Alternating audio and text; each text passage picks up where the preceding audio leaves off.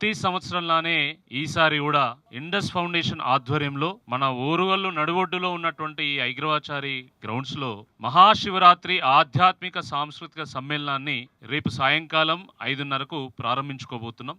ఓరుగల్లు ఒక కళా రాజధాని, ఒక సాంస్కృతిక రాజధాని, ఒక శైవ క్షేత్రం, ఒక ఆధ్యాత్మిక క్షేత్రం కాబట్టి మన ఓరుగల్లు వైభవాన్ని, ఆ శివుడి తత్వాన్ని చాటే విధంగా మరి మనం నిర్వహించేటువంటి ఆధ్యాత్మిక సాంస్కృతిక సమ్మేళనము ఈ శివరాత్రి ఉత్సవము. ఇది మన తెలుగు రాష్ట్రాల్లోనే అతిపెద్ద శివరాత్రి ఉత్సవం. మరి ప్రతి సంవత్సరంలోనే ఈసారి కూడా సుమారు 1,00,000 మంది భక్తులు ఇక్కడికి వస్తారని మేము ఆశిస్తున్నాము. శివభక్తులకు జాగరణ కోసం ఒక అద్భుతమైనటువంటి ఒక వేదికగా తీర్చిదిద్దబడుతుందని చెప్పి ఈ సందర్భంగా నేను మనవి చేస్తా ఉన్నాను.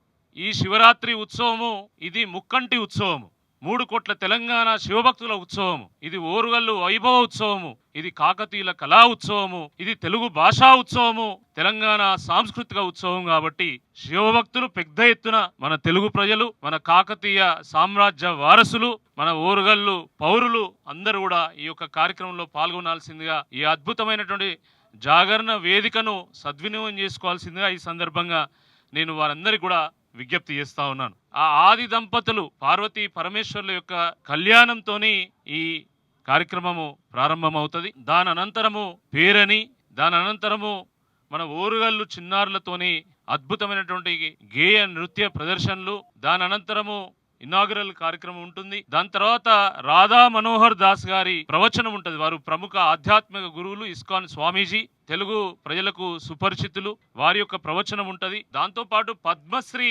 దర్శనం మౌలయ్య గారి యొక్క కిన్నర వాయిద్య ప్రదర్శన కూడా ఉంటుంది. వారి 12 మెట్ల కిన్నర్ను రేపు ఇక్కడ వాయించబోతా ఉన్నారు. అనేక మంది కవులు, కళాకారులు రేపు ఈ వేదికగా అద్భుతమైనటువంటి ప్రదర్శనలు కూడా ఇవ్వబోతా ఉన్నారు. ఇప్పుడు కూడా నేను చెప్తున్నా, ఇది రాజకీయాలకు అతీతమైనటువంటి కార్యక్రమం. ఇది మన ఓరుగల్లు ఉత్సవం, ఇది మన పరమశివుడి ఉత్సవం ఇది.